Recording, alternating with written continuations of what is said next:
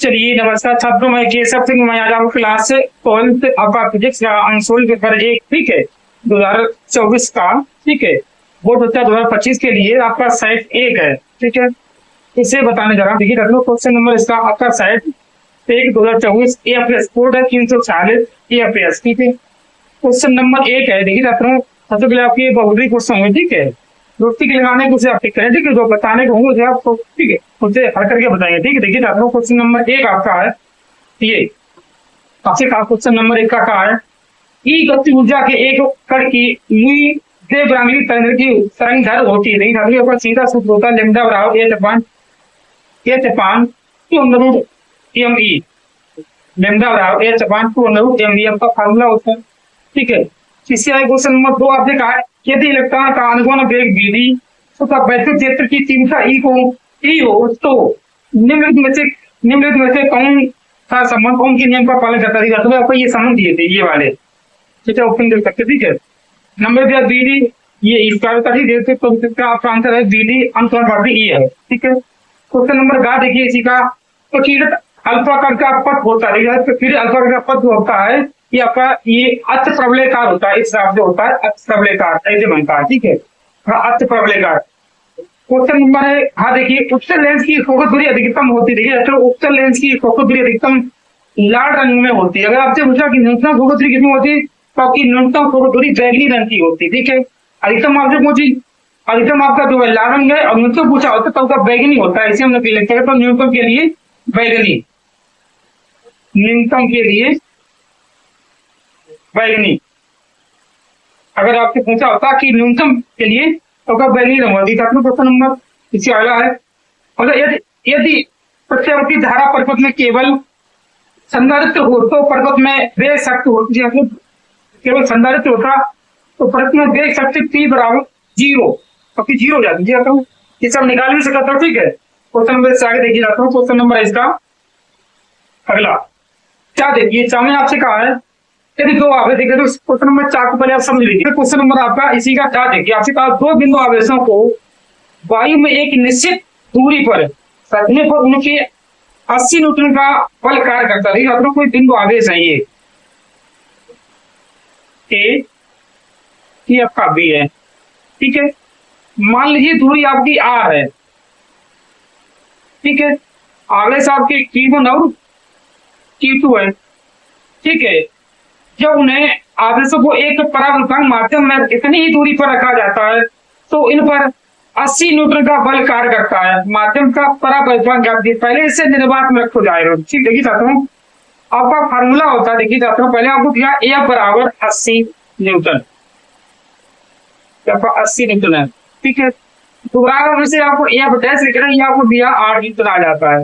आपको मालूम है कूलाम के नियम फार्मूला होता है, कूलाम का नियम, कूलाम के नियम से, कूलाम के नियम का फार्मूला होता है F बराबर 1/4 पाई एप्सिलॉन Q1 Q2 बटे में R स्क्वायर, ठीक है। किसी में आपका परावर्तक है, ये F को आप दिया, अपना 9 है, दूरी 80 है, 1/4 पाई एप्सिलॉन बराबर Q1 Q2 बटे में R square.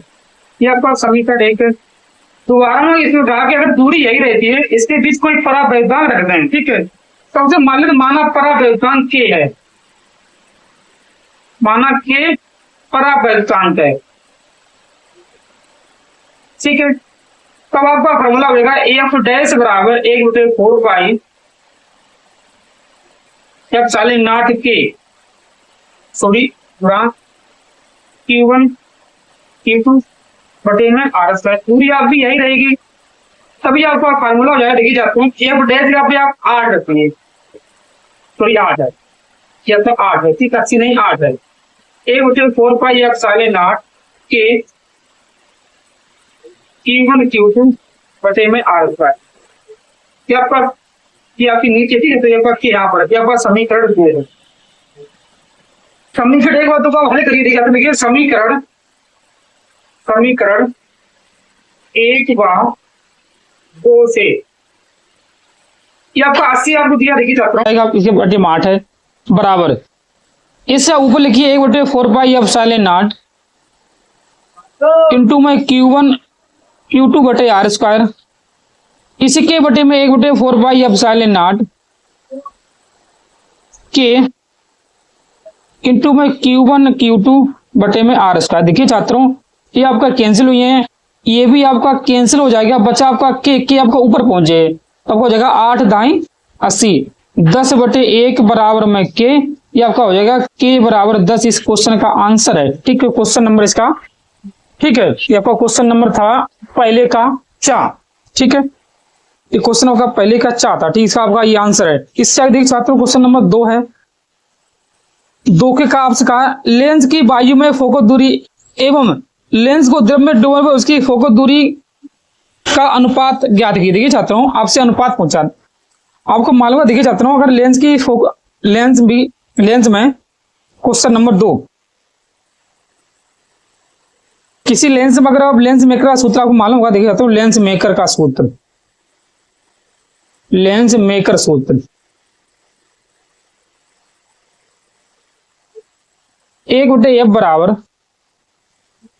n-1 1/r1 -1/r2, ये आपका लेंस मेकर सूत्र है। ये मान लो ये द्रव में फोकस दूरी है, ठीक है, ये आपकी द्रव में फोकस दूरी है, ठीक है, इस अब ऐसे भी लिख सकते हो 1/f बराबर fa बराबर, अगर ये द्रव में है तो ANG -1 1/r1 -1/r2, ये आपका समीकरण 1 है।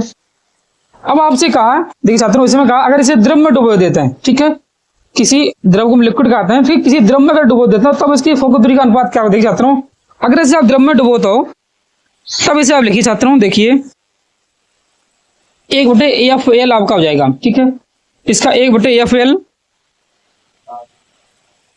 बराबर, ठीक है, अभी आपका हो जाएगा, देखिए छात्रों ALNG लिक्विड में -1 1/r1 -1/r2, ये आपका समीकरण 2 है। जब इन दोनों का हल कर दो छात्रों, समीकरण 1 बार 2 को हल करें, लिखियो समीकरण 1 बार 2 से,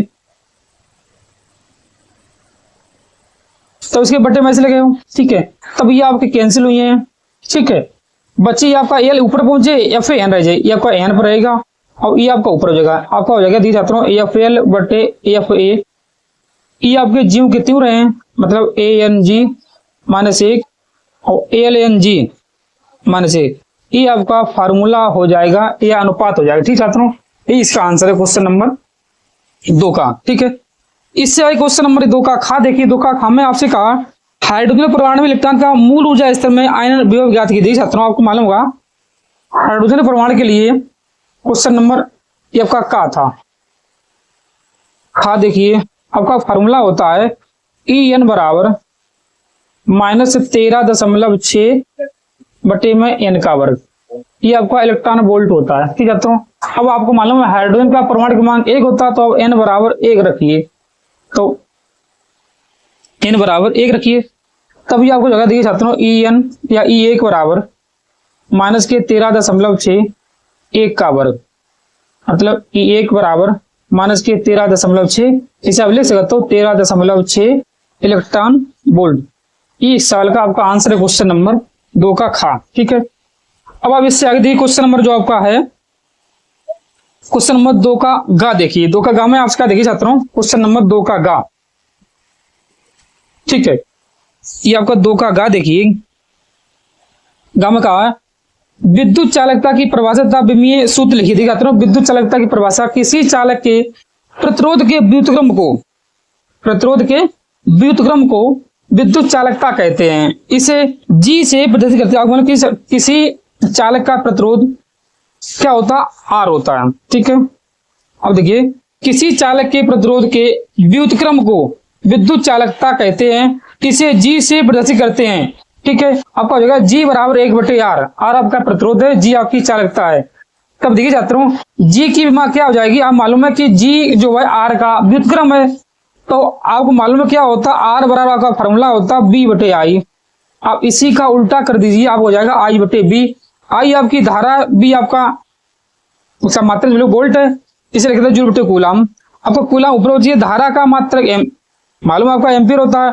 कूलाम का देखिए धारा की माँ ए, कूलाम की आपकी 80 होता है समय, और आपको मालूम है क्यू बराबर होता आई टी मतलब क्यू बराबर आई टी मतलब होते आई आपकी धारा है, टी आपका समय, तो 80। ठीक छात्रों, जूल कार की आपकी विमा होती है M L square minus M L square T minus 2। जब इसे आप हल कर रहे हो हमको ऊपर भेज दो, आपको एम इनवर्स एल ऊपर भेज दो एल माइनस 2, टी आप देखो टी प्लस के एक ऊपर है माइनस आपके ऊपर जे प्लस के टी का 3 ए स्क्वायर, ये आपकी बीमा हो जाएगी विद्युत चालकता टी। ठीक, क्वेश्चन नंबर 2 का ये है आपका गा था। ठीक है, इससे आगे क्वेश्चन नंबर देखिए चाहता हूँ 2 का घा। देखिए 2 का घा में आपसे कहा है प्रत्यावर्ती धारा परिपथ में प्रयुक्त अमीटर धारा के किस मान को व्यक्त करता है। अमीटर धारा किस मान को व्यक्त करता है, देखिए चाहता हूँ इसका आंसर देखिए आप, ये आपका लिखिए प्रत्यावर्ती धारा परिपथ में प्रयुक्त अमीटर धारा के किस मान को व्यक्त करता है। इसका आंसर लिखिए प्रत्यावर्ती धारा परिपथ में प्रयुक्त अमीटर धारा के वर्ग माध्य मान को व्यक्त करता है, वर्ग माध्य मान को व्यक्त करता है। आपको मालूम है वर्ग माध्य मान को कहते हैं IRMS। ठीक है, इससे आगे दिखाता हूँ, देखिए क्वेश्चन नंबर आपका है कि आपकी 1 नंबर की परिभाषा उसे आप देख लीजिए। हॉल पर कितना आवेश होता है, आपको मालूम है छात्रों हॉल किसे कहते हैं। ठीक है, आपने पीएन संदर्भ डायोड पढ़ा होता, उसमें जब अशुद्धि मिलाई जाती है पीएन संदर्भ डायोड में, ठीक है, जब आपके 3 संयुक्ता वाले तत्व में अशुद्धि मिलाते हो तो उसमें एक हॉल हो जाते हैं। ठीक है, वही आपसे पूछा कि हॉल पर कितना आवेश होता है, पीएन संदर्भ डायोड का परिपथ संकेत बनाइए। देखिए छात्रों क्वेश्चन नंबर 2 का डा देखिए, अब इसे आप देखिए छात्रों, ये आपका ये है हॉल पर कितना आवेश होता है, पीएन संदर्भ डायोड का परिपथ का संकेत बनाइए। यह है हॉल पर इलेक्ट्रॉन के बराबर धनावेश होता है, जितना इलेक्ट्रॉन का आवेश होता है उतना ही हॉल का आवेश होता है। ठीक है, इसका ये आपका चित्र है। ठीक है, संकेत है, आप लिख सकते हो ये आपका संकेत। ठीक है छात्रों, अब आप इससे आगे क्वेश्चन नंबर 2 का चा देखिए। 2 के चा में आपसे कहा रेडियो तरंगों एवं सूक्ष्म तरंगों में किसकी आवृत्ति अधिक होती है। देखिए छात्रों सूक्ष्म तरंगों की आवृत्ति अधिक होती है, आपको मालूम होगा बच्चे मालूम सूक्ष्म तरंगों की आवृत्ति अधिक होती है। ठीक है, इससे आगे क्वेश्चन नंबर देखिए छात्रों आपका है